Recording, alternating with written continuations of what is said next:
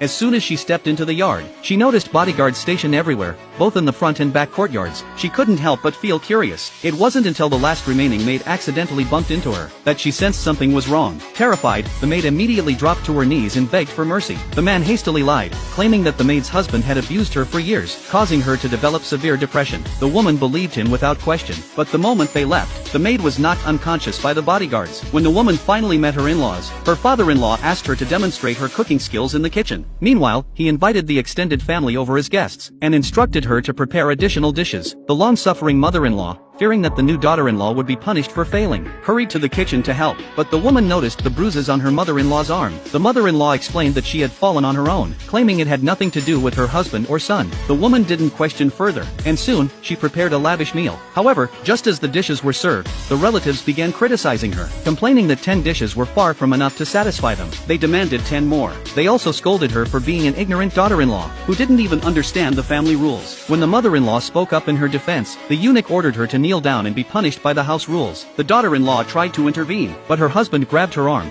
warning her not to meddle. In this household, anyone who made a mistake would be punished, even his own mother. But the woman was unfazed. She immediately rushed forward and took control. Without hesitation, she slapped her father-in-law hard across the face. He was utterly dumbfounded as to why this newlywed daughter-in-law was so fierce. Little did he know, this was just the beginning of their worst nightmare.